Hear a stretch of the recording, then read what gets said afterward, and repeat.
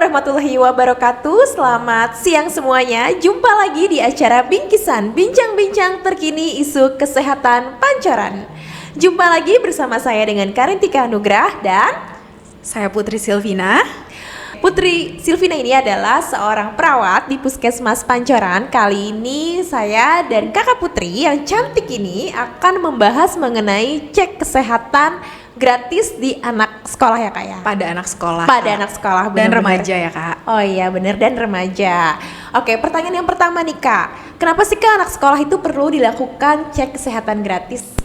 Oke, kenapa anak sekolah perlu dilakukan CKG gratis? Satu itu sebagai upaya kita mendukung program Kementerian Kesehatan. Yang kedua itu supaya anak-anak sekolah dan remaja itu mengetahui status kesehatannya, lalu sebagai upaya untuk mengurangi faktor resiko kesehatan pada anak usia sekolah dan remaja kak, begitu. Oke, berarti sangat ini sekali ya, penting sekali ya kak ya, cek kesehatan gratis itu ya kak ya? Betul. Oke, terus kak tadi cek kesehatan gratis ini adalah program yang menurut saya tuh bagus banget ya kak ya. Lalu manfaatnya apa sih kak untuk anak-anak ataupun orang tua? Oke. Terkait program ini. Manfaat cek kesehatan gratis itu untuk anak usia sekolah dan remaja itu supaya mereka tuh bisa sehat, mereka bisa berprestasi. Gitu. Betul. Lalu abis itu nanti mereka tumbuh menjadi dewasa yang sehat dan produktif, betul juga sekali. Nanti bisa menghasilkan generasi-generasi berikutnya yang sehat juga kak. Generasi penerusnya ya kak ya. Ya betul sekali. Oke. Terkait tadi kita ngebahas tentang anak sekolah nih kak, terkait sasaran. Nah, sasarannya itu usia berapa sih kak? Nah, sasaran CKG anak sekolah ini usia 7 sampai 17 tahun. 7 sampai 17 atau tahun kelas 1 SD. Sederajat sampai dengan kelas 12 SMA sederajat. Gitu. Dari SD sampai dengan SMA ya kak ya? Betul kak Karen. Lalu pemeriksaannya apa saja sih kak untuk cek kesehatan gratis ini? Apakah ada pembeda antara SD itu apa, SMP itu apa, SMA apa, atau sama saja? Nah benar. Jadi kalau untuk pemeriksaannya sendiri ini agak banyak nih kak sebenarnya ya. Cuma kalau misalnya kita bahas mungkin yang intinya yang penting itu adalah pertama itu status gizi. Ya, jadi anak ini anak ini kurus, sangat kurus, normal, gemuk atau obesitas. Lalu ada namanya cek TTV atau tanda-tanda vital itu tensi. Lalu ada suhu, ada pernafasan. Lalu ada juga nadi, lalu ada kesehatan gigi dan mulut. Lalu juga ada pemeriksaan satu lagi tuh ketajaman indera. Ya. Nah, terus yang langka, bukan langka apa ya?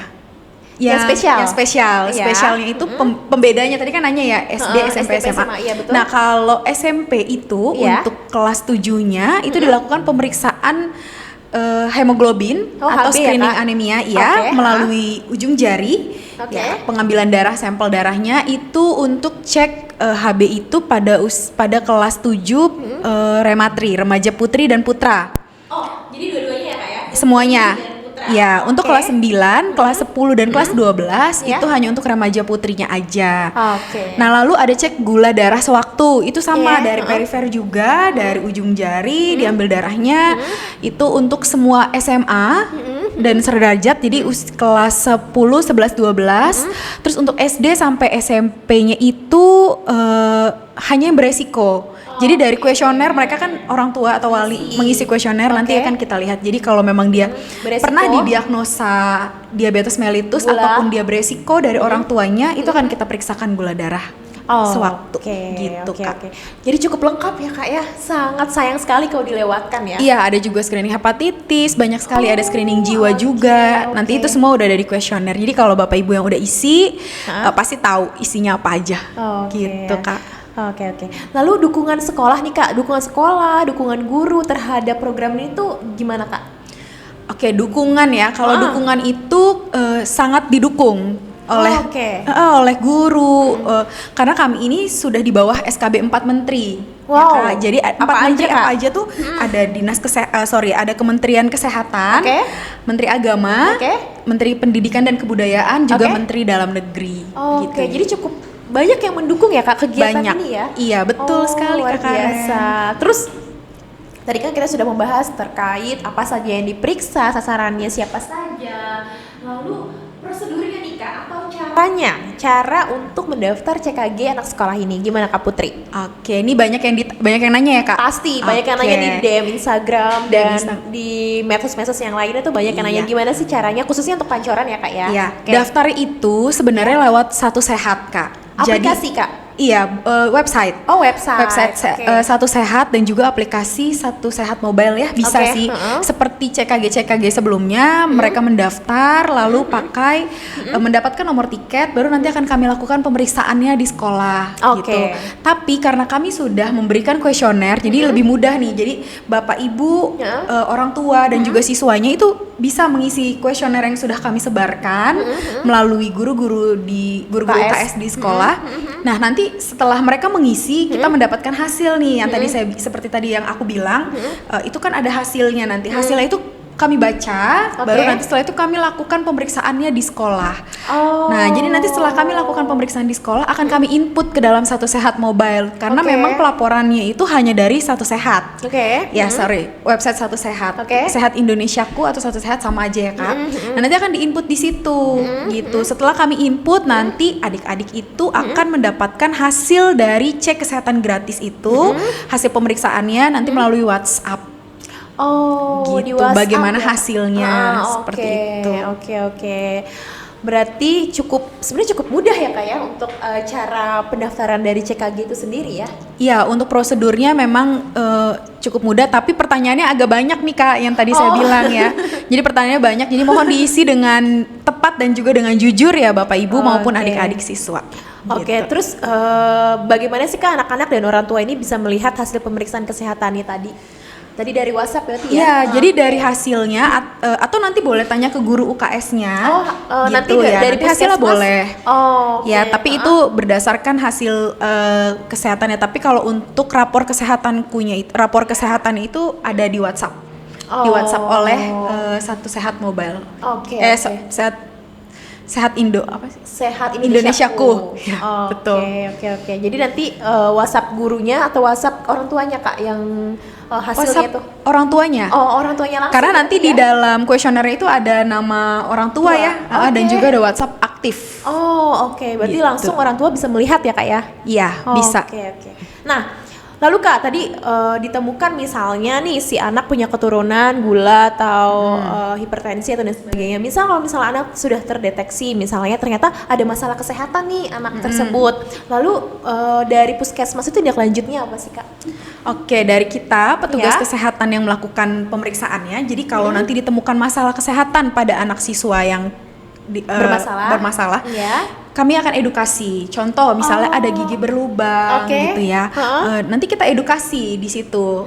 Kita edukasi, tapi juga kami bawakan surat rujukan untuk anak tersebut datang ke puskesmas atau fasilitas kesehatan, gitu ya, dengan membawa rujukan dan juga bisa kami bawakan pengantar lab kalau memang diperlukan, seperti itu. Oke. Jadi nanti setelah ditemukan adanya masalah kesehatan, berarti nanti dari pihak puskesmas membuat surat rujukan. Ya. Bisa orang tua membawa anaknya ke fasilitas kesehatan. Betul, ditemani orang tua ya Kak. Betul. Jadi harus ditemenin orang tuanya datang ke Vaskes.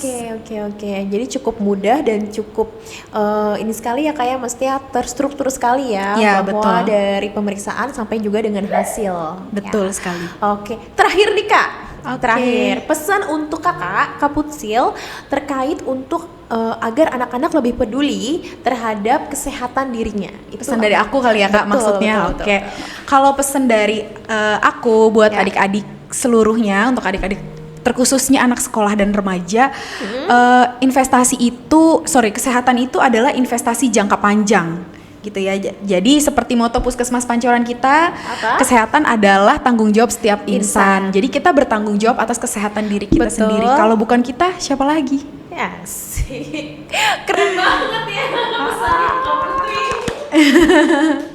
Iya. Pada intinya adalah aku simpulkan ya Kak Putri ya. Boleh. Bahwa CKG ini atau cek kesehatan gratis anak sekolah ini cukup penting sekali dan sangat disayangkan kalau misalnya dilewati ya Kak ya. Benar. Lalu kalau untuk cara daftarnya itu bisa para orang tua untuk mengisi formulir atau kuesioner yang sudah dibagikan dari puskesmas ya Kak ya. Atau bisa langsung mendaftar lewat Satu Sehat. Ya, Kartu betul. sehat. Nah, nanti dari pihak puskesmas akan memeriksa dan kalau misalnya terjadi ada masalah kesehatan nanti akan Tindak ditindaklanjuti. Iya. Bisa dibuatkan untuk surat rujukan ke vaskes selanjutnya ya Kak ya. Iya, betul. Oke. Gimana teman-teman semuanya, para orang tua dan guru-guru UKS yang ada di Puskesmas Pancoran? Apabila ingin ditanyakan bisa langsung kemana Kak? Kalau mau ditanyakan boleh ke Para guru orang tua UKS-nya. nih. Orang Oke. tua boleh nanya Hah? ke guru UKS-nya nanti Iya. ke saya atau Iya. boleh langsung ke saya atau boleh langsung ke Puskesmas Pancoran lewat mana, Kak? Boleh. Nanti bisa ke bagian humas juga bisa ya. Oke. Kalau ada yang kurang jelas ya Bapak Ibu, Nanti bisa ditanyakan langsung ke Puskesmas Pancoran atau Puskesmas Pembantu bisa ya Kak ya? Puskesmas Pustu. Oke, Oh boleh. iya, ke Puskesmas Teman-teman Pustu. Pembantu sepancoran. Nanti kalau misalnya bagi orang tua dan para guru yang ingin menanyakan terkait cek kesehatan gratis untuk anak sekolah bisa langsung ke Puskesmas Pembantu terdekat ataupun ke Puskesmas Pancoran. Betul. Oke, terima kasih Kakak Putri untuk Kasih. ilmunya hari ini terkait CKG anak sekolah. Semoga cek kesehatan anak sekolah ini bisa lancar khususnya di wilayah Pancoran. Oke, sekian podcast kita hari ini. Saya Karen. Saya Putri Silvina. Sampai jumpa di podcast selanjutnya. Bye. Dadah.